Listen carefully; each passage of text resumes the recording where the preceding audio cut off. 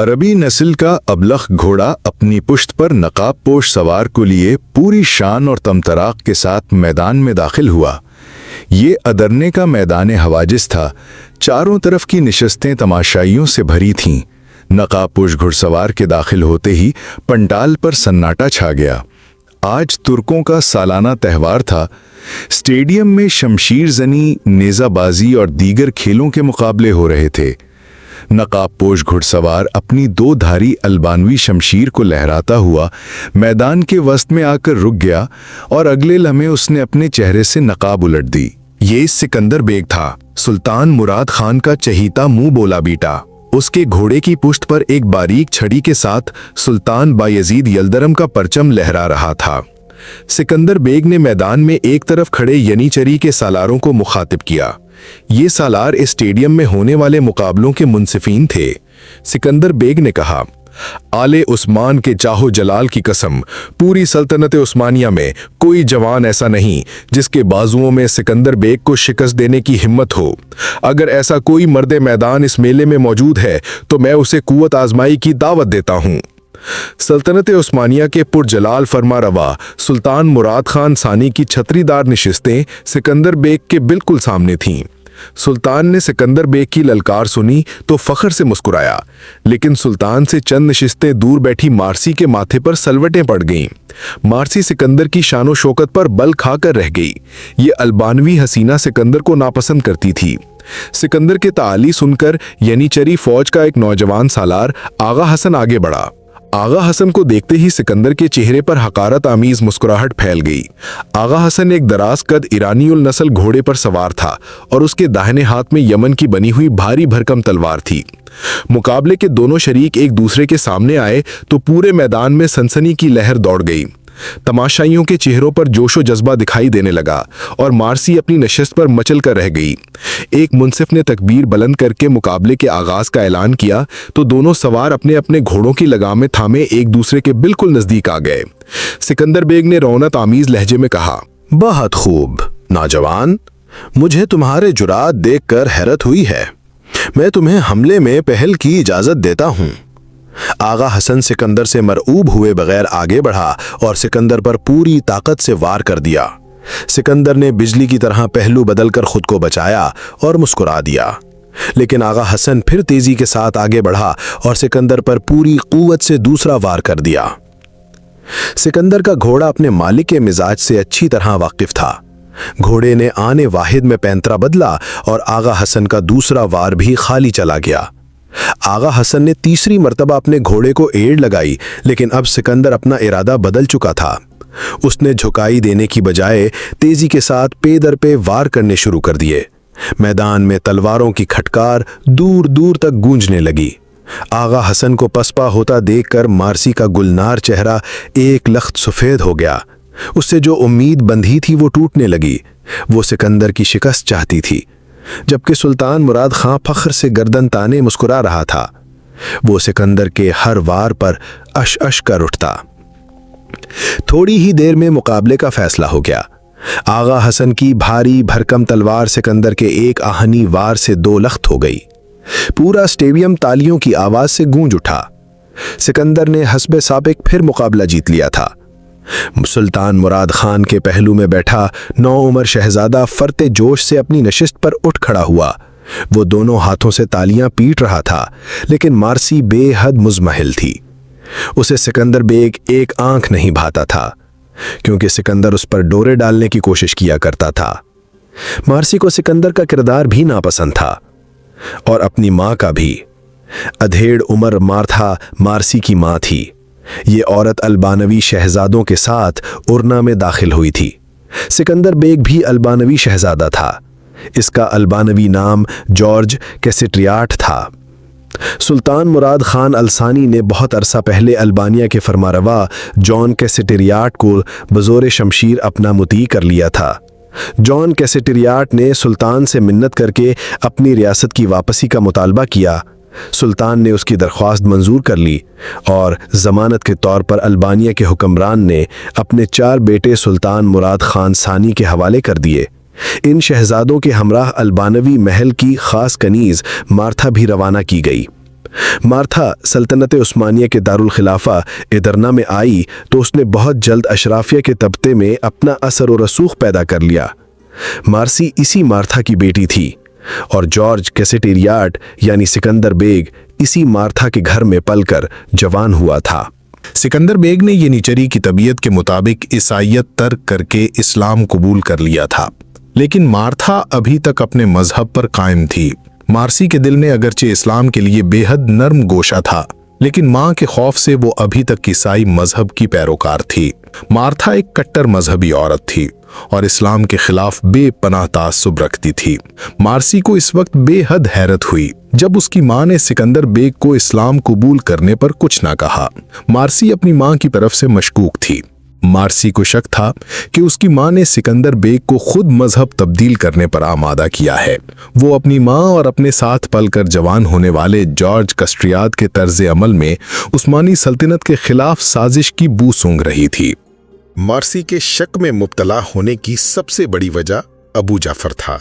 ابو جعفر ایک ادھیڑ عمر شخص تھا جس نے ادرنا میں ایک مذہبی پیشوا یعنی امام مسجد کا روپ دھار رکھا تھا۔ یہ شخص در حقیقت قیصر قسطنطنیہ کا جاسوس تھا اور یہاں ادرنا میں ایک مسلمان مذہبی پیشوا کے روپ میں داخل ہوا تھا۔ یہ شخص ادرنا میں مارتھا کی آمد سے پہلے ہی اپنی سازش کا جال پھیلا چکا تھا۔ مذہب پرست البانوی کنیز مارتھا سلطان کے محل میں وارد ہوئی تو ابو جعفر کی سرگرمیاں مزید تیز ہو گئیں۔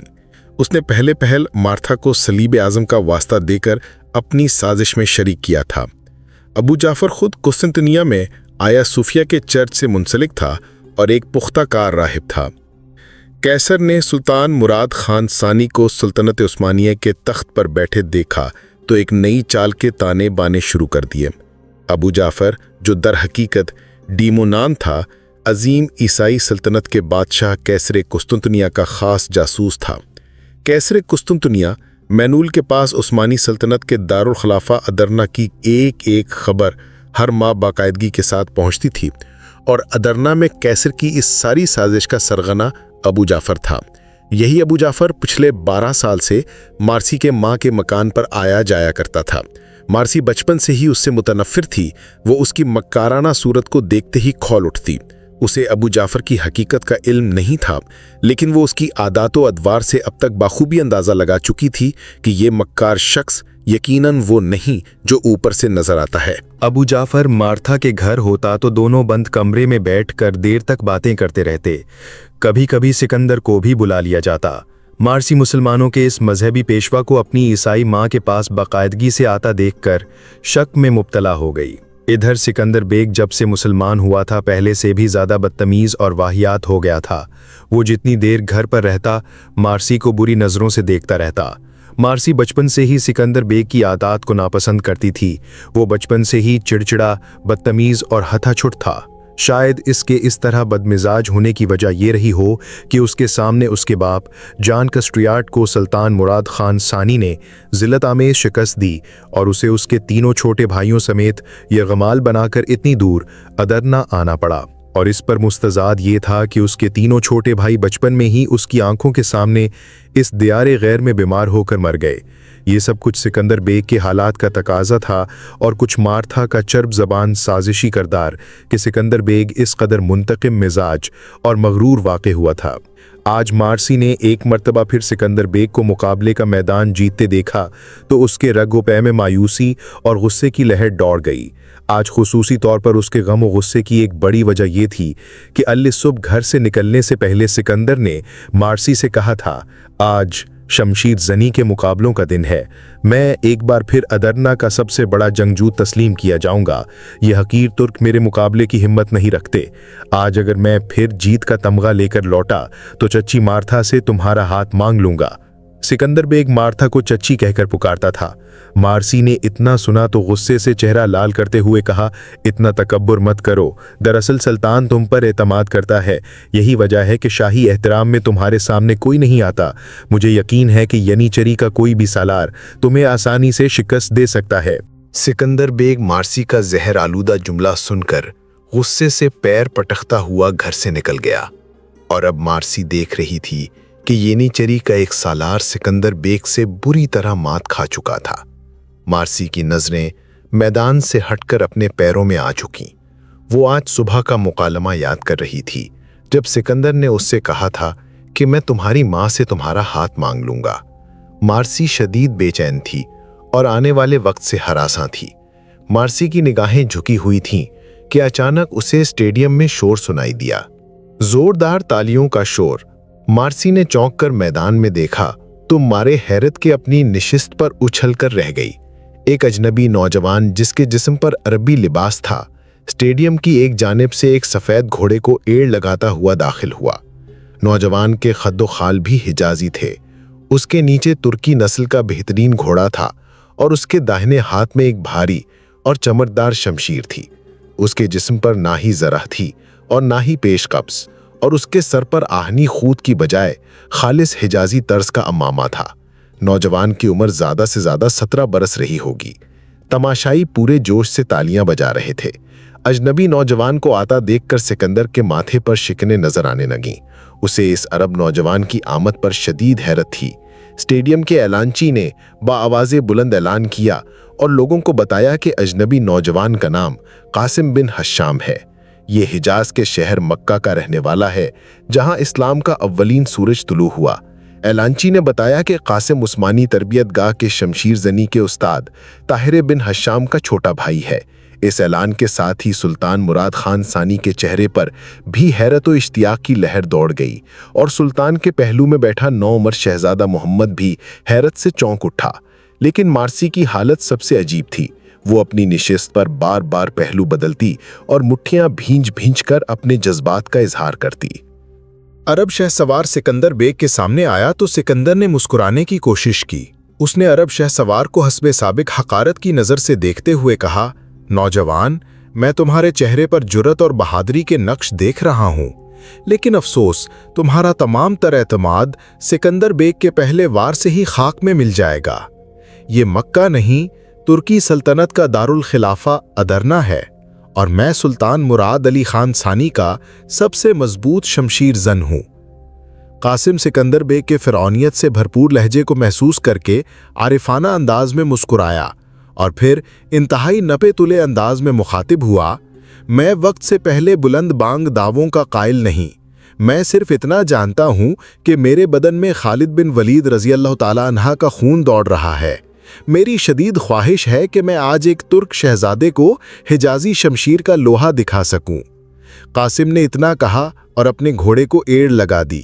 सिकंदर पूरी तरह तैयार था। कासिम ने तलवार फिजा में बुलंद की और खालिस अरबी लहजे में अल्लाहु अकबर कहकर सिकंदर पर टूट पड़ा। सूरज की शुआएं कासिम की चमकदार तलवार पर पड़ीं और तमाशाइयों की आंखें चंधिया गईं। ये महज तलवार की चकाचौंध नहीं थी, बल्कि आसमानी सायका की लपक थी। कासिम के ताबड़तोड़ हमले सिकंदर के लिए हजीमत का पैगाम थे। सिकंदर की तमाम चालें धरी की धरी रह गईं और वो मुसलसल हर वार को अपनी तलवार पर रोकने लगा। बज़ाहिर ऐसा लग रहा था कि कासिम जल्द थक जाएगा। मार्सी कासिम के हर वार के साथ उछल उछल जाती। वो अब अपनी नशिस्त पर खड़ी हो गई थी। तमाम तमाशाई चीख चीख पर कासिम को दाद दे रहे थे। सुल्तान बेसाख्ता मरहबा मरहबा पुकार रहा था और शहजादा मोहम्मद अपने शाहाना मर्तबे को भूलकर बिल्कुल बचगाना अंदाज में तालियां बजा रहा था। सुल्तान ये देखकर यकलख्त अपनी नशिस्त से उठ खड़ा हुआ और हुक्म दिया कि ये मुकाबला बंद किया जाए। मुकाबला तो वैसे भी खत्म हो चुका था। सिकंदर कासिम से जिल्लत आमेज शिकस्त खाकर जमीन पर औंधे मुंह पड़ा मट्टी चाट रहा था। मारिसिया ने सिकंदर को इस हालत में देखा तो खुशी से पागल हो गई। खेलों के इख्तिताम पर सुल्तान मुराद खान सानी ने तमाम शुरका में इनामात तकसीम किए और सबको खूब दाद दी। लेकिन जब कासिम की बारी आई तो सुल्तान ने कासिम को शानों से पकड़कर बड़े गौर से देखा और मुस्कुराते हुए पूछा, कासिम बिन हिशाम, तुम्हारी शमशीर जनी काबिले दाद है। तुम जैसे नौजवानों की सल्तनत उस्मानिया को अशद जरूरत है। ईसाइयों का सबसे बहादुर जर्नैल होनियाडे 1.5 लाख की फौज लिए हमारी सरहदों पर पहुंच चुका है। होनियाडे की शमशीर जनी का मुकाबला तुम्हारी तलवार कर सकती है। हम चाहते हैं कि तुम हमारी तरबियत याफ्ता फौज यानी चरी में शामिल हो जाओ। हम तुम्हें यानी चेरी का 1000 सालार मुकर्रर करते हैं। सुल्तान का यह फैसला कासिम के लिए गैर मुतवक्के था। वो बुरी तरह सिटपटा गया। वो तो महज चंद दिन गुजारने के लिए अदरना आया था, अपने भाई ताहिर बिन हिशाम के घर, वगरना अपने शहर मक्का में उसकी मसरूफियात बहुत ज्यादा थीं। बूढ़े माँ बाप की देखभाल, खेती बाड़ी और मवेशी, ये सब कुछ संभालना अकेले कासिम की जिम्मेदारी थी। उसका बड़ा भाई ताहिर पहले ही सुल्तान मुराद खान सानी का मुलाजिम था। ताहिर उस्मानी तरबियत गाह में शमशीर जनी का उस्ताद था। शमशीर जनी और पहलवानी कासिम के मौरूसी और खानदानी खेल थे। उसका बाप हिशाम हिजाज का नामी गिरामी पहलवान रह चुका था। कासिम यहाँ अपने भाई से मिलने के लिए आया था। वो अभी कल ही यहाँ अदरना में वारिद हुआ था। यहाँ आकर उसे सालाना त्यौहार का इल्म हुआ तो वो बहुत खुश हुआ और अपने भाई ताहिर के साथ आले सुबह यहाँ स्टेडियम चला आया। और अब ये अचानक आफत जो उसके सर पर आ पड़ी थी, उससे संभाली ना जा रही थी। उसने तो सिकंदर को तकब्बुर की सजा देने के लिए अपने भाई के मशवरे से इस मुकाबले में हिस्सा लिया था, लेकिन अब सुल्तान उसे मुस्तकिल तौर पर यहाँ अदरना में क़याम करने के लिए मजबूर कर रहा था। सुल्तान की बात सुनकर कासिम सख्ते में आ गया। कासिम को खामोश खड़ा देखकर सुल्तान ने फिर कहा, क्या तुम्हें खुशी नहीं हुई नौजवान? अभी तुम कम उम्र हो, इसलिए हमने तुम्हें 1000 सालार बनाया है। लेकिन अगर तुम इस ओहदे से खुश नहीं तो हम तुम्हारी कमान में 5000 बेहतरीन सिपाही देने के लिए भी तैयार हैं। अब तो जैसे कासिम गहरे ख्वाब से जाग उठा। उसने चौंक कर सुल्तान की जानिब देखा और फिर किसी कदर झिझकते हुए कहने लगा, नहीं सुल्तान मुअज़्ज़म, मैं किसी ओहदे के लालच की वजह से खामोश नहीं, बल्कि मेरी खामोशी की वजह मेरे वालिदैन हैं। अपने वालिदैन और माल मवेशी की देखभाल के लिए घर पर मैं अकेला हूँ, जबकि मेरे बड़े भाई ताहिर बिन हिशाम आपके मुआस्कर में शमशीर जनी के उस्ताद हैं। सुल्तान ने खामोशी से कासिम की बात सुनी और फिर बड़े नरम लहजे में कासिम से मुखातिब हुआ, माल मवेशी या घर बार दुनियावी जिंदगी का सहारा है नौजवान। एक सच्चे मुसलमान और सिपाही के लिए दुनियावी जिंदगी से ज्यादा आने वाली जिंदगी की कदर कीमत है। तुम अपने अंदर के सिपाही और माहिर शमशीर जन को माल मवेशी और खेती बाड़ी पर क्यों जाया करना चाहते हो? जहां तक तुम्हारे वालिदैन का ताल्लुक है, हम उन्हें यहीं बुलवा लेते हैं। हम तुम्हारे भाई ताहिर से भी बात करेंगे। अब कासिम के पास कोई चारा न था। उसने खामोशी से सर तस्लीम खम किया।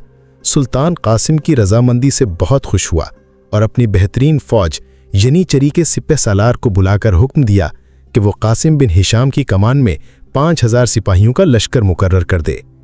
कासिम को हैरत थी कि सुल्तान ने महज उसकी शमशीर जनी देख इतना बड़ा फैसला सादिर कर दिया, लेकिन इसके साथ वो खुश भी था। इस तरह वो अपनी मनपसंद और जंगजू याना जिंदगी का लुत्फ उठा सकता था। मारसी खवातीन के हिस्से में अपनी निशिस्त पर बैठी सुल्तान और कासिम की कारगुजारी देख रही थी। इसके दिल में कासिम के नाम का शरारा फूट चुका था। ये दराज कद और खुश शक्ल अरब नौजवान सिकंदर की फिरूनियत के लिए पैगाम अजल बनकर आया था। चुनाचे ज़रूरी था कि मारसी इस पर निसार होती। वो मीठी मीठी नज़रों से कासिम बिन हिशाम का गंदमी चेहरा देख रही थी। जब तक कासिम सुल्तान के पास खड़ा रहा, मारसी उनकी जानिब मतवज्जा रही। जो ही कासिम सुल्तान से अलग हुआ, मारसी की नज़रें उसके कदमों का ताक़ुब करने लगी। वो दूर मुअज़्ज़िज़ीन शहर की नशिस्तों पर अपने भाई के करीब जाकर बैठ गया। अब मारसी के लिए उस स्टेडियम में कोई काम नहीं था। वो अपनी जगह से उठी और बाहर की तरफ चल दी। लड़की, तुम्हारे अतवार बिगड़े जा रहे हैं। आज सुबह तुमने फिर सिकंदर बेग के साथ बदअखलाकी का मुताहरा किया। मार्था के इस जुमले पर मारसी का मुंह लटक गया।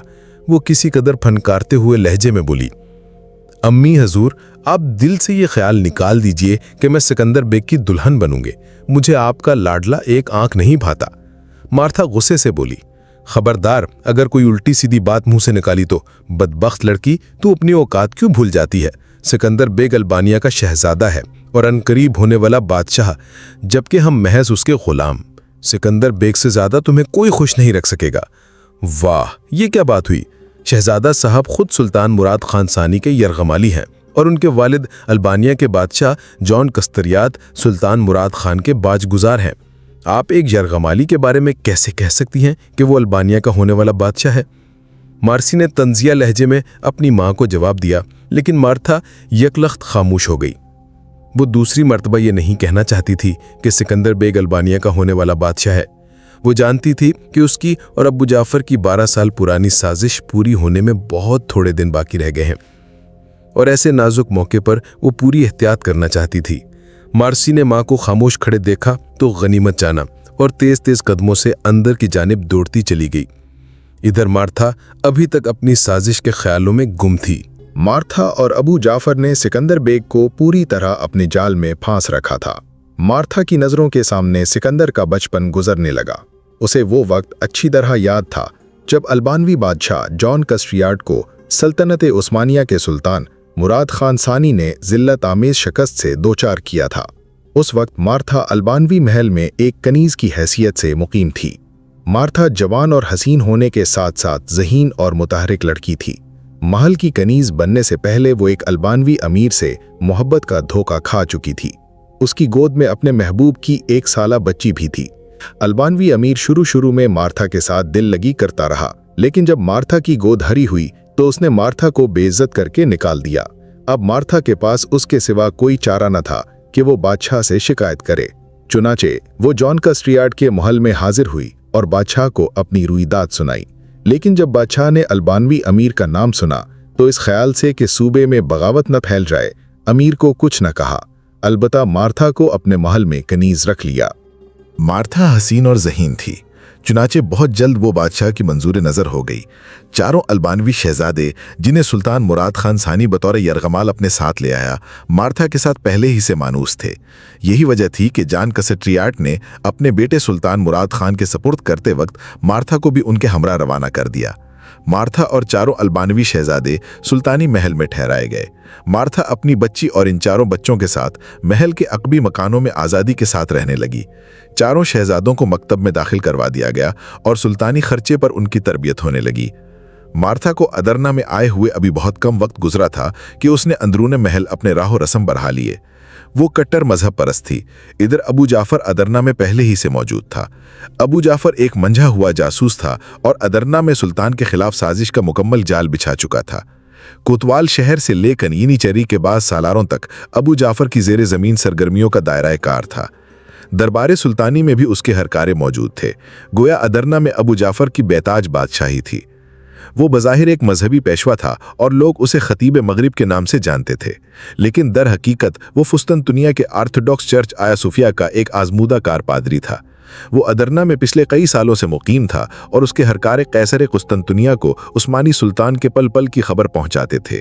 अल्बानिया की शिकस्त के बाद मार्था और अल्बानवी शहजादे अदरना आए तो अबू जाफर के लिए अपनी साजिश का जाल फैलाना मजीद आसान हो गया। इसने सबसे पहले मार्था की फितरी कमजोरियां मालूम की और फिर मार्था के घर आया तो मार्था ने उसे मुसलमानों का मजहबी पेशवा समझा और कुछ खास घास ना डाली। लेकिन मक्कार अबू जाफर ने पहली ही नशिस्त में मार्था को अपने शीशे में उतार लिया। शुरू में मार्था ईसाई साजिश का हिस्सा बनने से खौफजदा रही, लेकिन अबू जाफर की चर्ब ज़बानी ने उसे बहुत जल्द अपने इशारों पर नचाना शुरू कर दिया। अब वो एक अल्बानवी कनीज की बजाय कैसर की एक अहम जासूसा थी। मार्था अबू जाफर के लिए सुल्तानी महल में जाकर अहम मालूमात हासिल करती और अपने तई दीन यस्सु मसीह की खिदमत सरअंजाम देती। इसी असना में एक अहम वाक़या ये हुआ कि शाह सर्बियान लॉर्ड स्टीफन ने अपनी बेटी शहजादी सरवेन नौजवान सुल्तान मुराद खान सानी के अक़द में दे दी। शाह सर्बिया लॉर्ड स्टीफन अगरचे मजहबन ईसाई था, लेकिन मुराद खान सानी के दादा सुल्तान बायजीद यल्दरम के ज़माने से सल्तनत उस्मानिया का बहीखा और वफादार था। बायजीद यल्दरम के ज़माने में स्टीफन ने मुसलमानों की तरफ से मुतादिद मार्कों में शिरकत की और हर महाज पर सुल्तान के शाना बशाना रहा, खुसूसन उस वक्त जबकि जंग अंगूरा में तातारी फरमारवा अमीर तैमूर ने सुल्तान बायजीद यल्दरम को इबरतनाक शिकस्त दी। स्टीफन भी सुल्तान बायजीद यल्दरम का हमरकाब था। उस जमाने में स्टीफन नौजवान था। स्टीफन ने बायजीद यल्दरम को अपनी वफादारी का सबूत देने के लिए अपनी बहन उसके अक़द में दे दी थी, और अब सुल्तान मुराद खान सानी को, जो बायजीद यल्दरम का पोता और सुल्तान मोहम्मद खान अव्वल का बेटा था, स्टीफन ने अपनी वफादारी का यकीन इस तरह दिलाया कि अपनी चहेती बेटी शहजादी सरवेन सुल्तान को ब्याह दी। शहजादी सरवेन महल में आई तो मार्था और अबू जाफर के कान खड़े हो गए। अबू जाफर ने मार्था से कहा, मार्था, ये शहजादी तुम्हारी पहुंच से दूर नहीं, उसे सलीब आजम का वास्ता देकर अपने साथ जहाद में शरीक करो। मार्था ने शहजादी सरवीन के पास आना जाना शुरू किया तो इसे बहुत जल्द अंदाजा हो गया کہ لارڈ اسٹیفن کی بیٹی اپنے باپ کی طرح سچے دل سے سلطنت عثمانیہ کی خیر خواہ ہے۔ مارتھا بہت جلد مایوس ہو گئی اور ابو جعفر کو بتایا کہ شہزادی سروین اتنا ترنوالا بھی نہیں جتنا اس نے سمجھ لیا تھا، لیکن ابو جعفر مایوس نہیں تھا۔ اس نے شہزادی سروین کو ورگلانے کی کوششیں جاری رکھیں۔ ابو جعفر در حقیقت ایک سفاک اور گھناؤنا شخص تھا۔ اس نے البانیہ کے بادشاہ جان کسٹریاٹ کو سلطان سے بدظن کرنے اور بغاوت پر اکسانے کے لیے ایک انتہائی سنگین منصوبہ تیار کیا، اور جب اس نے اپنے اس سنگین منصوبے میں مارتھا کو شامل کرنا چاہا تو وہ بری طرح بدک گئی، کیونکہ ابو جعفر کا منصوبہ بے پناہ سفاکانہ اور خوفناک تھا۔ ابو جعفر نے البانوی بادشاہ کو سلطان سے بدظن کرنے کے لیے سلطان کے محل میں موجود معصوم البانوی شہزادوں کے قتل کا پروگرام بنایا۔ مارتھا جو ایک طرح سے ان بچوں کی ماں بھی تھی، ابو جعفر کی اس سازش میں قطعاً شریک نہ ہونا چاہتی تھی۔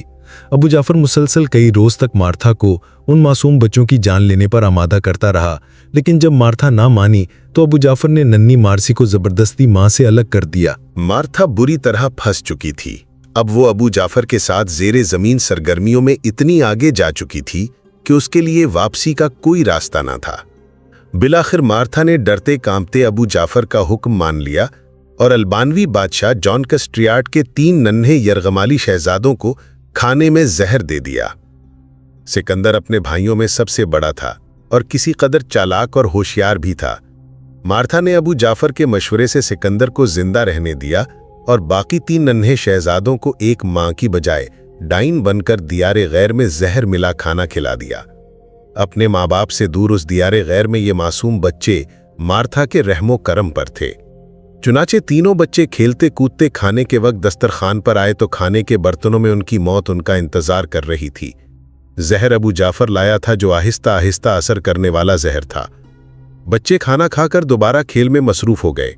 تقریباً 1 گھنٹے بعد سب سے چھوٹے شہزادے کو قے آئی اور پھر کچھ ہی دیر میں اس کی روح قفس انصری سے پرواز کر گئی۔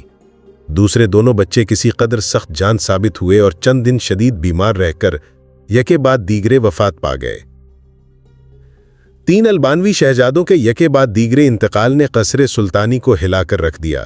سلطان مراد خان ثانی نے فوری طور پر دربار لگایا اور حاضرین دربار کے سامنے تازہ ترین صورتحال رکھی۔ سلطان خود بے غمگین اور دل گرفتہ تھا، کیونکہ اس کے زیر سایہ پرورش پانے والے شاہ البانیہ کے معصوم بچے انتہائی پراسرار طور پر یکے بعد دیگرے وفات پا گئے تھے۔ صرف ایک شہزادہ جارج کسٹریاٹ زندہ بچا تھا۔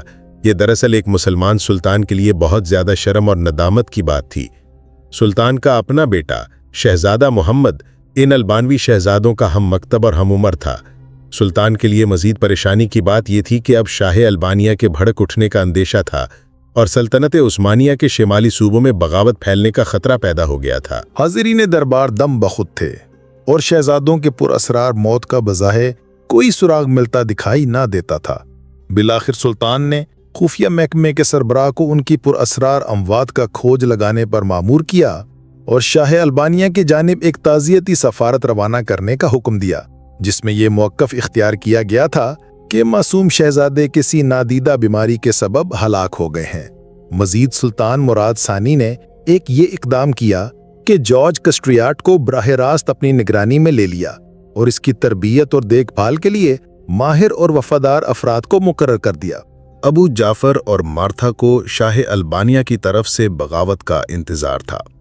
ابو جعفر نے معصوم شہزادوں کے گھناؤنے قتل کے بعد قیصر قسطنطنیہ کو اپنی رپورٹ میں لکھا: شہنشاہ معظم محافظ مسیحیت جناب قیصر قسطنطنیہ، میں نے 3 عیسائی بچوں کے پاکیزہ خون سے سلطان مراد خان کے لیے عذاب مسلسل کا نوشتہ لکھ دیا ہے۔ میں نے سلطنت عثمانیہ کی البانوی سرحدوں میں بغاوت کا بارود بھر دیا ہے۔ سلطان نے ہماری توقع کے مطابق چوتھے شہزادے کو اپنی خاص تحویل میں لے لیا ہے۔ اب میں چوتھے شہزادے جارج کسٹریاٹ کی دین مسیح کے مطابق ذہنی تربیت کر رہا ہوں۔ بہت جلد میں اس سلطان کے گھر میں اس کا ایک طاقتور دشمن تیار کر لوں گا۔ اب ابو جعفر نے مارتھا کو یہ ذمہ داری سونپی کہ وہ شہزادہ جارج کو سلطان کے خلاف پوری طرح بھڑکائے۔ تحریک قتل جیسا سنگین جرم سر انجام دینے کے بعد مارتھا سر سے پاؤں تک ابو جعفر کی گرفت میں آ چکی تھی۔ اس کے لیے ابو جعفر کی بات ماننے کے سوا کوئی راستہ نہ تھا۔ چنانچہ مارتھا نے چپ چاپ وہی کچھ کرنا شروع کر دیا جس کا حکم قیصر کا شاطر جاسوس ابو جعفر یعنی ڈیمونان اسے دیتا۔ मार्था ने शहजादा जॉर्ज को ये कहकर इंतकाम पर उकसाया कि उसके मासूम भाइयों को सुल्तान मुराद खान सानी ने जहर देकर मरवाया है। जॉर्ज 10-11 साल का लड़का था, अपने बेयारो मददगार भाइयों की मौत से सख्त दिल गिरफ्तार था। उसे मार्था ने सुल्तान के खिलाफ भड़काया और उसके तन बदन में इंतकाम की आग दौड़ने लगी।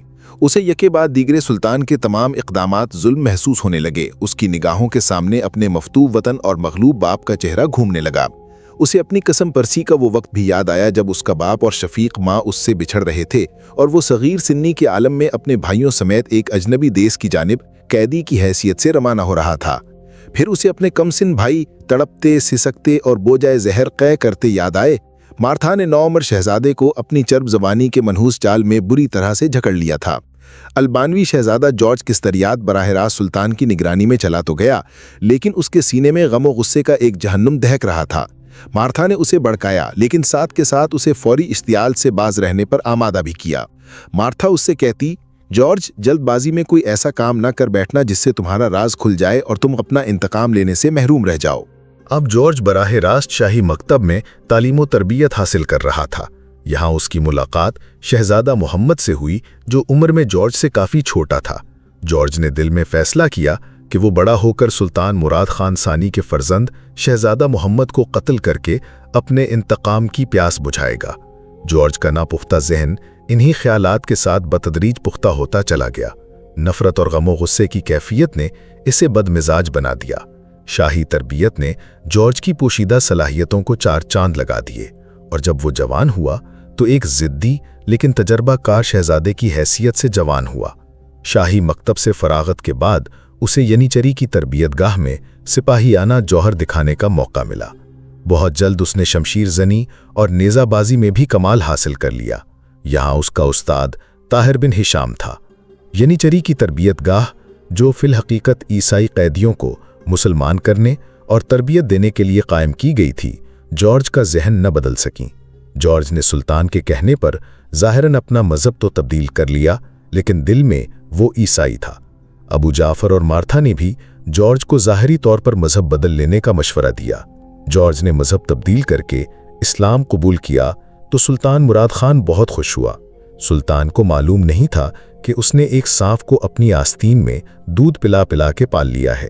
एक ऐसा सांप जिसके पसे पुश्त पर अबू जाफर जैसा जहरीला नाग और मार्था जैसी भयानक नागिन थी। ये 1443 ईस्वी का आगाज था। बहार का मौसम था और तख्त नशीनी का सालाना त्यौहार जारी था। आज सिकंदर बेग को पहली मर्तबा दंदान शिकन शिकस्त हुई थी, जिसकी वजह से मार्था की बेटी मार्सी बहुत खुश थी। लेकिन मार्था और अबू जाफर सिकंदर की शिकस्त की वजह से खासे मलूल थे। खुद सुल्तान को भी सिकंदर के हार जाने का अफसोस हुआ था, लेकिन सुल्तान ने इस मुकाबले को त्यौहार का खेल समझकर नजरअंदाज कर दिया था। सुल्तान ने खेल तमाशे खत्म होने के बाद रात के वक्त सिकंदर बेग को महल में तलब किया और उसके बाएं बाजू पर लगे घाव की बाबत पूछा। सिकंदर अभी तक अपनी शिकस्त के असर से निकल नहीं पाया था। सुल्तान ने सिकंदर को रंजूर देखा तो कहा, सिकंदर बेग, हम तुम्हारी बहादुरी और ताकत की कायल हैं। तुम्हें मलूल और परेशान होने की चंदा जरूरत नहीं। हमने फैसला किया है कि तुम्हें मगरबी सरहदात की जागीर का वाली मुकर्रर कर दिया जाए। अब वक्त आ गया है कि तुम्हें हुक्मरानी की जिम्मेदारी सौंपी जाए। हम तुम्हारी तालीम और तरबियत से मुतमैन हैं और तुम्हें अपना फर्जंद समझते हैं। तुम्हारी शिकस्त के दुख को दूर करने का यही तरीका हमें सूझा है। सुल्तान का फैसला सुनकर सिकंदर बेग की तमाम हिस्सें बेदार हो गईं। उसे यकलख्त अपनी शिकस्त का दुख भूल गया और उसे अचानक अपनी मंजिल इंतकाम नजदीक दिखाई देने लगी। सिकंदर ने कमर तक झुककर सुल्तानी फैसले को कबूल किया और मुस्कुराने की कोशिश करते हुए कहा, सुल्तान मौज़म, एक यरगमाल शहजादे को आपने अपना बेटा बनाकर और फिर आला तरबियत देकर जो इज्जत बख्शी है, उसका बदला मैं कभी नहीं चुका सकता। आपके एहसानात के एवज में सिर्फ वादा कर सकता हूं कि सुल्तान मुअज्जम की हर खिदमत दिलो जान से बजा लाऊंगा। सुल्तान सिकंदर की बात सुनकर पिदराना अंदाज में मुस्कुराया और कहा, हमें तुम पर पूरा भरोसा है सिकंदर। तुम कल ही मगरिबी सरहदात की जानिब रवाना होने की तैयारी करो। सरहदात की जागीर के मौजूदा वाली के पास हमारा शाही हुक्मनामा अपने हमराह लेते जाना। आज से तुम हमारी सल्तनत के एक बड़े जागीरदार हो और हमें पूरी उम्मीद है कि तुम इस फर्ज को बखूबी निभाओगे। और फिर त्यौहार से तीसरे रोज सिकंदर अपने मुहाफिज दस्ते समेत मगरिबी सरहदात की जानिब रवाना हो रहा था। जाने से पहले सिकंदर ने मार्था को पूरी तरह मजबूर किया कि वो मार्सी को उसके साथ ब्याह कर रवाना कर दे।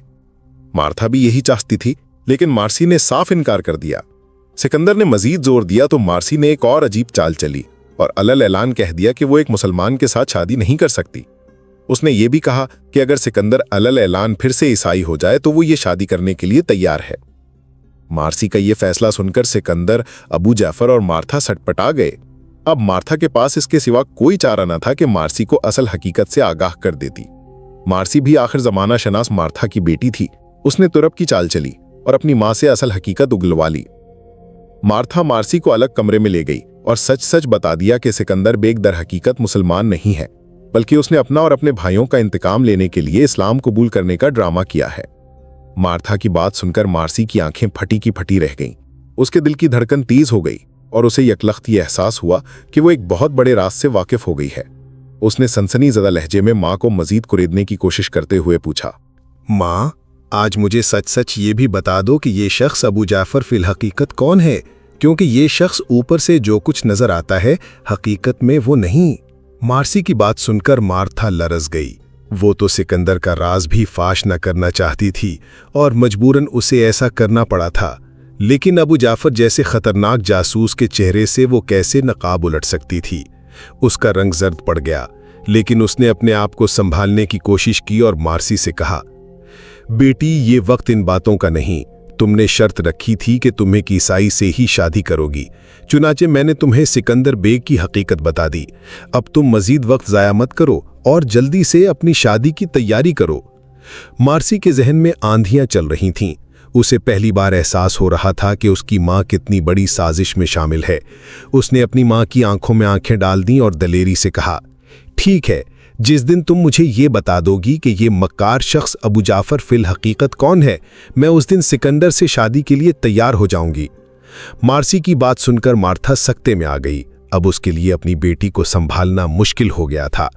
वो ये भी नहीं चाहती थी कि उसकी बेटी का जिद्दी रवैया सिकंदर या अबू जाफर के सामने आए, क्योंकि वो जानती थी कि अबू जाफर कितना खतरनाक शख्स है।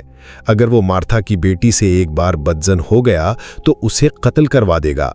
मार्था के लिए हर तरह का फैसला मुश्किल हो चुका था। वो सर झुकाए कुछ देर तक सोचती रही और फिर बिलाखिर चुपके से बाहर निकल आई। बाहर सिकंदर और जाफर उसके मुंतजिर थे। मार्था ढीले कदमों से चलती हुई उनके पास आई और अपने लबो लहजे को संभालते हुए कहा, सिकंदर बेटा, मार्सी शादी के लिए तैयार है, लेकिन इतनी जल्दी में शादी जैसे काम से घबरा रही है। तुम इत्मीनान से जाओ, मैं बहुत जल्द मार्सी को लेकर तुम्हारी जागीर में आ पहुंचूंगी, फिर हम लोग वहीं रहेंगे। अबू जाफर मार्था के चेहरे पर बड़े अजीब अंदाज में नजरें टिकाए हुए था। उसने बड़े गौर से मार्था की बात सुनी और फिर किसी कदर तफहीमी और तंजिया अंदाज में सर हिला दिया। मार्था अबू जाफर के तेवर देखकर मन ही मन में कांप रही थी। ये खतरनाक शख्स यकीनन असल बात का अंदाजा लगा चुका था। बहरहाल मार्था की बात सुनकर सिकंदर ने खिलाफ तवक्को किसी किस्म के गुस्से का इजहार ना किया, बल्कि मार्था से कहने लगा, ठीक है, मैं वहां के माहौल को देखने के बाद जल्द ही आप लोगों को अपने पास बुलवा लूंगा। सिकंदर की बात से किसी हद तक मार्था का खौफ दूर हुआ। इतने में अबू जाफर भी बोल उठा, हाँ, इसमें परेशान होने वाली कौन सी बात है। मार्सी और सिकंदर एक ही घर के बच्चे तो हैं, हम लोग जब चाहेंगे इनकी शादी कर देंगे। आखिर मार्सी सिकंदर के बगैर जा ही कहाँ सकती है। अबू जाफर का आखिरी जुमला जुमानी था, जिसे गालिबन सिकंदर समझा ना समझा, अलबत्ता मार्था जरूर समझ चुकी थी। खुदा खुदा करके सिकंदर रवाना हुआ और मार्सी की जान में जान आई। रात को मार्सी ने देखा कि उनकी माँ बिस्तर पर करवटें बदल रही थी। फिर तकरीबन आधी रात के करीब मार्था अपने बिस्तर से उठी और बेटी के पास आ गई। वो हद से ज्यादा बेचैन थी। मार्सी ने माँ की हालत देखी तो बिला तामुल दरियाफ्त किया, अम्मी हुजूर, आप किस वजह से मुस्तरिफ हैं? मार्सी ने माँ के बैठते ही कहा। मार्था ने एक लंबी सी ठंडी सांस ली और इंतहाई धीमे लहजे में कहा, मर्सी, मैं तुम्हारी वजह से परेशान हूं। तुम जानती हो सिकंदर जिद्दी और झगड़ालू है, तुम्हारे इनकार से वो बदक जाएगा। ये तो गनीमत है कि वो अभी तक तुम्हें अपनी कनीज की बेटी समझता है और जानता है कि तुम उसके सिवा किसी की नहीं हो सकती। खुदावंद ना करे अगर उसे यकीन हो गया कि तुम उसे नहीं चाहती तो बहुत गड़बड़ हो जाएगी। मार्था की बात सुनकर मार्सी उठकर बैठ गई और माँ के कंधे से सर टिकाकर बोली, माँ, तुम फिक्र ना करो, कोई गड़बड़ ना होगी। मार्था और मार्सी देर तक इसी किस्म की बातें करती रहीं और सुबह से कुछ देर पहले दोनों माँ बेटी की आंख लग गई।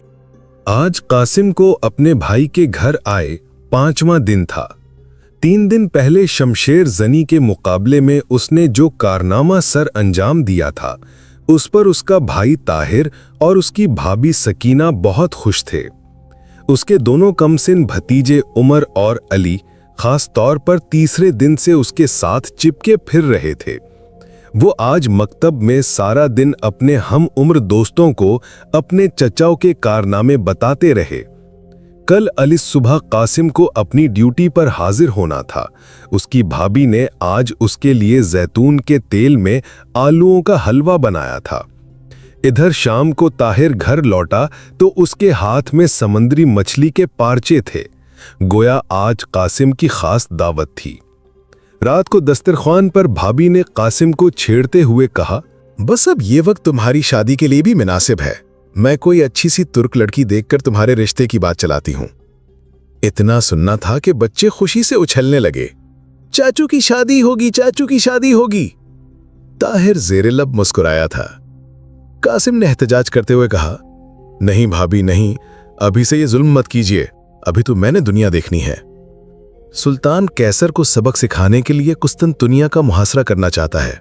उधर मगरबी यूरोप का खतरनाक से पासालार होनियाडे या हनी डेज सलेबी अफवाज की क़यादत संभालने के लिए लौट आया है। सल्तनत उस्मानिया चारों तरफ से खतरात में घिरी हुई है। ऐसे आलम में यानीचरी को एक 5000 सालार शादी जैसे झंझट नहीं पाल सकता। कासिम ने संजीदगी से शादी ना करने की माकूल वजह बताई। सकीना कासिम के जवाब से हैरान रह गई। अरे अरे अरे, तुम तो संजीदा होने लगे। ठीक है भाई, ठीक है, तुम पहले कुस्तुनतुनिया फतह कर लो, फिर शादी कर लेना, बल्कि वहीं से ले आना कोई यूरोपी मेम। सकीना ने हंसते हुए बात बनाई। ताहिर अपने भाई और बीवी की गुफ्तगू से लुत्फानंदोज हो रहा था। मुस्कुराते हुए कहने लगा, सकीना बेगम, सुल्तान कासिम से बहुत मुतासिर हुआ है। कोई बईद नहीं कि वो कासिम के लिए किसी अच्छे से रिश्ते का भी बंदोबस्त कर दे। ताहिर की बात से तीनों हंस पड़े। इतने में मकान के दरवाजे पर दस्तक हुई। सब लोग यकलख्त खामोश हो गए। ताहिर के माथे पर सोच की शिकनें नमूदार हुईं और उसने किसी कदर बड़बड़ाते हुए कहा, इस वक्त कौन हो सकता है? खैर, मैं देखता हूं। वो दरवाजे की जानिब जाने के लिए उठा, लेकिन इससे पहले कासिम आगे बढ़ चुका था। कासिम ने दरवाजा खोला तो सामने एक अधेड़ उम्र अजनबी खड़ा था। ये अब्बू जाफिर था। कासिम इसे पहली बार देख रहा था। अब्बू जाफिर की आंखों में सांप जैसी चमक थी और उसकी कोहान जैसी नाक उसके मक्कार चेहरे पर मजीद पुर असरार दिखाई देती थी। अब्बू जाफिर ने कासिम को देखते ही मुस्कुराते हुए सलाम किया और फिर कहने लगा, आप मुझे नहीं जानते, लेकिन आपके भाई मेरे दोस्त हैं। बहरहाल आज तो मैं आप ही की ज़ियारत के लिए हाजिर हुआ हूँ। अब्बू जाफिर की बात सुनकर कासिम ने मेहमान खाने का दरवाज़ा खोला और अधेड़ उम्र अब्बू जाफिर को बैठने के लिए कहा, आप तशरीफ़ रखिए, मैं भैया को खबर करके हाजिर होता हूँ। बराए करम अपना इसमें गरामी बता दीजिए ताकि मैं भैया को मुत्तले कर सकूं। जी, मेरा नाम अब्बू जाफिर है। कासिम ने ताहिर को बताया तो उसके माथे की शिकनें मजीद गहरी हो गई। अब्बू जाफिर, खतीब मगरिब, ये शख्स यहाँ कैसे आ गया? जहां तक मेरी मालूमात हैं, ये शख्स तो शहर के परले सिरे पर बगदादी दरवाजे की मस्जिद में खतीब है। ताहिर ने सोच के आलम में उंगली की मदद से अपनी पेशानी बजाते हुए कहा, वो कह रहा था कि मुझसे मिलने के लिए आया है। गालिबन आपका दोस्त है, यही बताया है उसने। मेरा दोस्त? नहीं, मैं तो उसे सिर्फ एक आध बार ही मिला हूं। खैर, चलो चल के देखते हैं क्या मामला है। दोनों भाई अबू जाफर के पास मेहमान खाने में आ बैठे। अबू जाफर ने अपने मखसूस चापलूसाना लहजे में कहा, शेख ताहिर, आपके भाई तो बड़े जंगजू हैं। त्यौहार वाले दिन उनकी कारकर्दगी से सुल्तान बेहद मुतासिर हुआ और उन्हें एकदम यानीचरी का 5000 सालार मुकर्रर कर दिया। मैं इसी कामयाबी की मुबारकबाद देने आया हूँ। ताहिर ने हैरत से अबू जाफर की बात सुनी और फिर सलीके से कहा, आपका बहुत बहुत शुक्रिया, आपने जहमत की। वाकई मेरे भाई का यानीचरी में भर्ती होना हमारे लिए सादत की बात है। कासिम और ताहिर को मालूम नहीं था कि अबू जाफर कितना खतरनाक शख्स है। अबू जाफर ताहिर के बारे में सब कुछ जानता था। उसे असल दिलचस्पी थी कासिम के साथ, क्योंकि यानीचरी के सालार उसकी साजिश का खास निशाना थे। वो अब तक यानीचरी के 3 अहम सालारों को अपने दामे फरेब में जकड़ चुका था। उसका तरीक़ाकार ये था कि वो गैर शादीशुदा और कम उम्र सालारों को नौजवान ईसाई लड़कियों का झांसा देकर अपने जाल में फंसाता था। ایک بار کوئی شخص اس کا رازدار بن کر جرم کی راہ پر چل پڑتا تو پھر آسانی سے واپس نہ لوٹ سکتا۔ وہ ینیچری کے اہم سالاروں کو بغاوت کے لیے اکساتا رہتا۔ ینیچری سلطنت عثمانیہ کی سب سے اہم اور جنگجو فوج تھی۔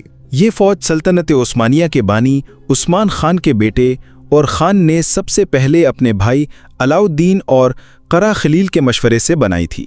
اور خان کے زمانے میں جب تمام ایشیائی کوچک عیسائی رعایا بن کر ذمیوں کی حیثیت سے ایشیائی کوچک میں زندگی بسر کرنے لگے تھے، وزیر اعظم علاؤالدین نے اپنے بھائی اور خان کو مشورہ دیا کہ بڑے بڑے جاگیردار جو بڑی بڑی فوج کے مالک ہوتے ہیں سلطنت کے لیے بعض اوقات خطرے کا موجب بھی بن جاتے ہیں۔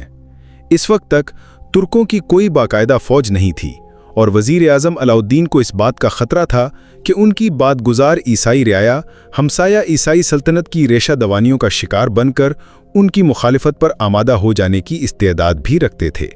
اس لیے اس نے مناسب سمجھا کہ عیسائی قیدیوں اور عیسائی رعایا میں سے نوجوان اور نوعمر لڑکوں کو لے کر سلطنت خود ان کی پرورش اور تربیت کی ذمہ دار بنے اور اس طرح انہیں اسلامی تعلیم دے کر اور مسلمان بنا کر ان کی ایک فوج بنائی جائے۔ یہ فوج خاص شاہی فوج سمجھی جائے گی، ان لوگوں سے بغاوت کی توقع نہ ہوگی اور ان نو مسلم نوجوانوں کے عزیز و اقارب بھی سلطنت کی مخالفت نہیں کریں گے۔ اس کے برعکس ان کو مسلمان ہونے کی ترغیب ملے گی۔ چنانچہ اس تجویز پر عمل درآمد کیا گیا۔ پہلے سال 1000 عیسائی لڑکوں کو منتخب کر کے انہیں فوجی تربیت دی گئی۔ دوسرے سال 1000 لڑکے اور چنے گئے۔ شروع میں جب 2000 نوجوان تربیت سے فارغ ہو کر سلطان کے باڈی گارڈز قرار دیے گئے تو سلطان ان کو لے کر ایک بزرگ صوفی حاجی بختاش کی خدمت میں حاضر ہوا اور ان سے دعا کی درخواست کی۔ اس باخدا بزرگ نے ایک نوجوان کے شانے پر ہاتھ رکھ کر اس فوج کے لیے دعائیہ کلمات کہے اور اسے ینیچری فوج کہہ کر پکارا۔ قاسم بن ہشام پہلا شخص تھا جو عیسائی نہیں تھا اور پھر بھی اسے ینیچری میں شامل کیا گیا تھا۔ عیسائی نوجوان اسلام قبول کرنے کے بعد سلطان کی نگرانی میں فن حرب کی اعلیٰ تعلیم حاصل کرتے۔ ان کی فوجی تربیت میں حد درجہ سختی بڑھتی جاتی۔ یہی وجہ تھی کہ وہ ہر قسم کی تکلیف کو آسانی سے برداشت کر لیتے تھے۔ اپنے والدین، وطن اور مذہب چھوڑنے کے بعد ان کی تمام امیدیں سلطان کے ساتھ وابستہ ہو جاتی اور اسی لیے اسلام کی حمایت ان کی زندگی کا نصب العین بن جاتی۔ سلطان ان پر بھرپور اعتماد کرتا تھا۔ یہ فوج جس طرح شان و شوکت کے ساتھ رہتی اور جس طرح سلطان کی منظور نظر تھی، اس کو دیکھ کر عیسائیوں کو خود ہی خواہش پیدا ہوتی کہ وہ اپنے بیٹوں کو سلطانی تربیت گاہ میں داخل کرا دیں۔ یہی وجہ تھی کہ سالانہ بھرتی کے موقع پر یہ تعداد خود بخود پوری ہو جاتی اور بعض امیدواروں کو واپس کرنا پڑتا۔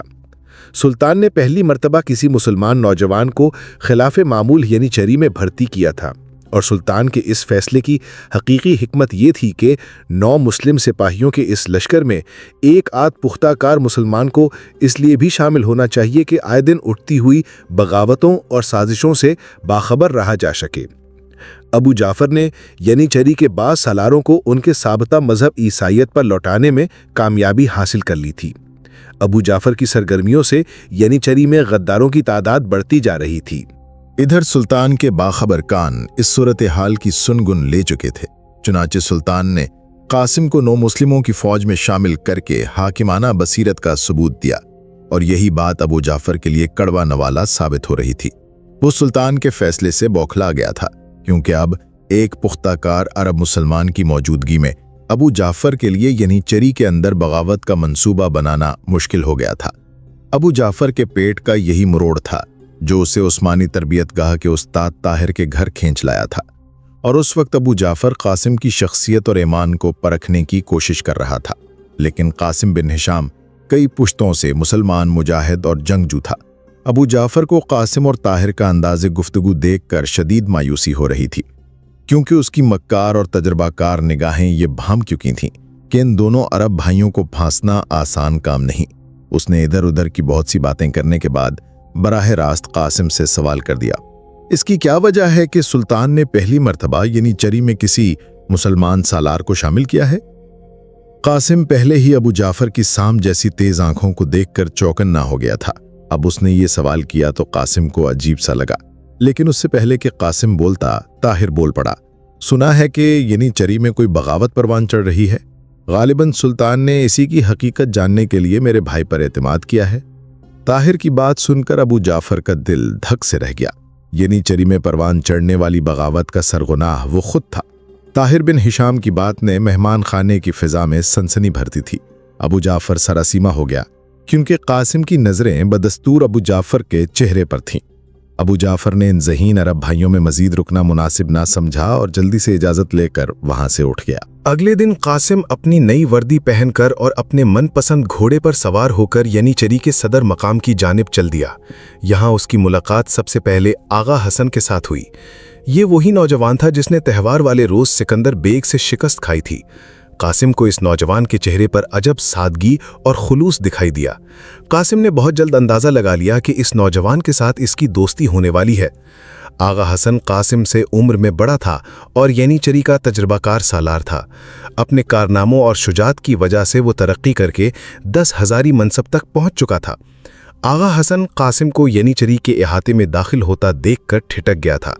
उसे त्यौहार वाले रोज से ही कासिम बहुत पसंद आया था। उसने कासिम को देखा और दौड़ता हुआ उसके पास जा पहुंचा। कासिम भी फौरन घोड़े से नीचे उतर आया। यनीचरी के दोनों सालार आपस में बगलगीर हुए और बातें करते हुए सदर दफ्तर की तरफ बढ़ने लगे।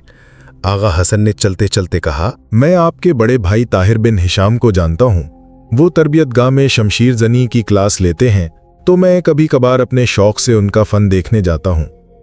बहुत खूब, इसका मतलब है भाईजान भी आपको जानते होंगे। अच्छा हुआ सबसे पहले आपके साथ मुलाकात हो गई।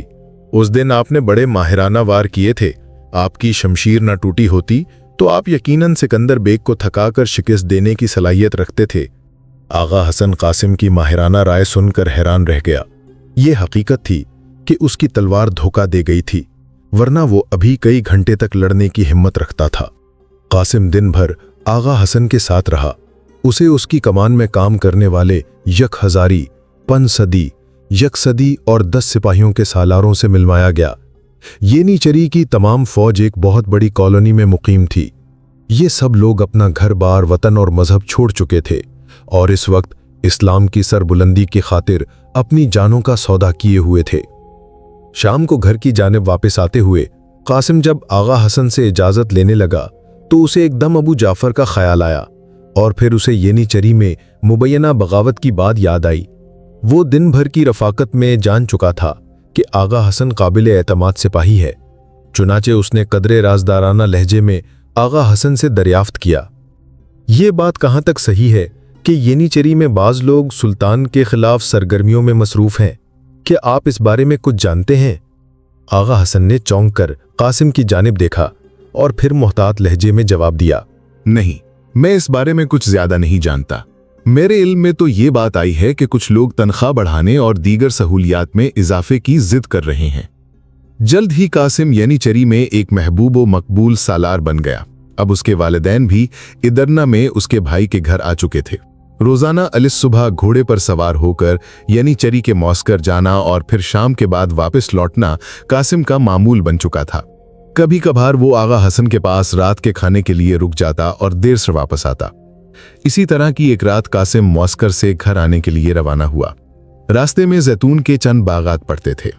10वीं रात का चांद जैतून के दरख्तों पर चांदनी की चादर फैला चुका था। करीब ही पहाड़ी पानी का एक बड़ा सा तालाब था जिसके चार अतराफ नरम सब्जा किसी कालीन की तरह बिछा हुआ था। कासिम तालाब के करीब पहुंचा तो ठिठक कर रुक गया। किसी ने कहीं से तालाब में कंकड़ फेंक दिया था। पानी में कंकड़ का छनाका पैदा हुआ तो कासिम ने घोड़े की लगामें खींच ली और बिजली की सी तेजी से अपनी चमकदार शमशीर न्याम से बाहर कर ली। कौन है यहां?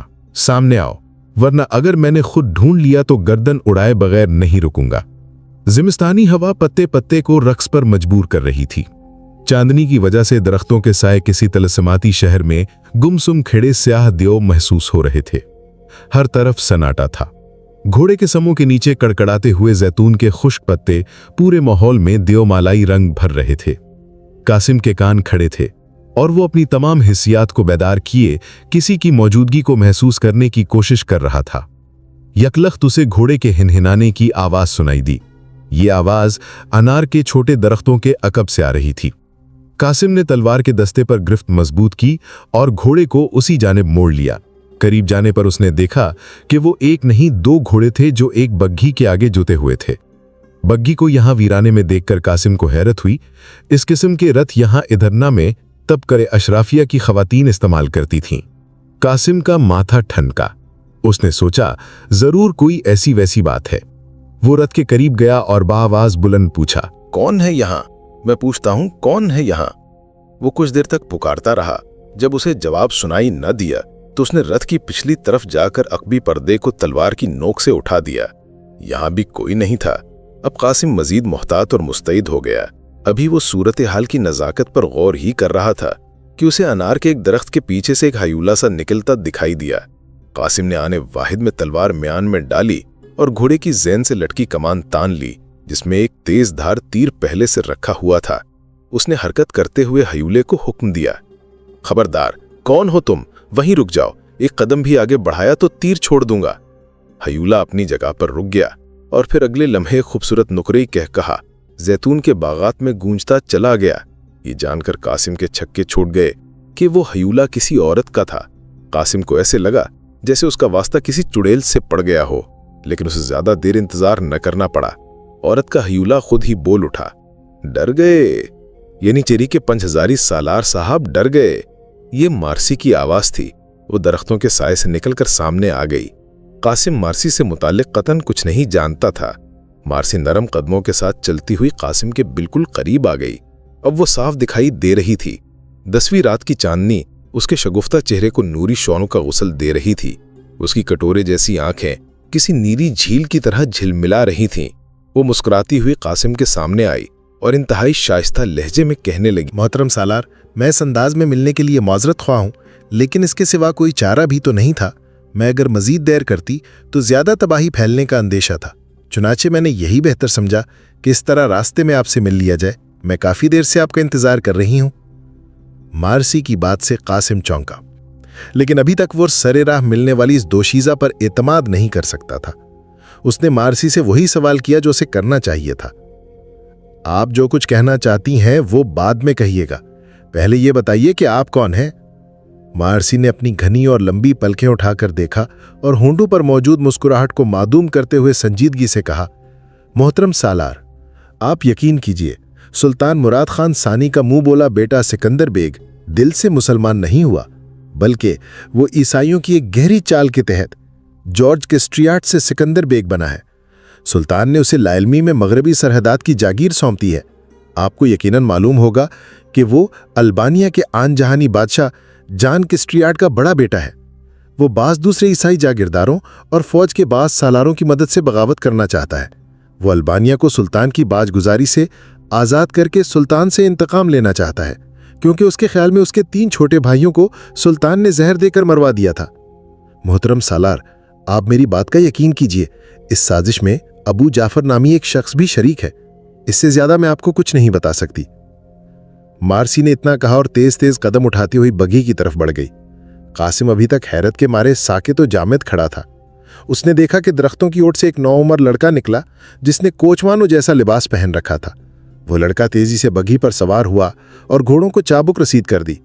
कासिम हैरत के झटके से उस वक्त निकला जब मारसी की बगी जा चुकी थी।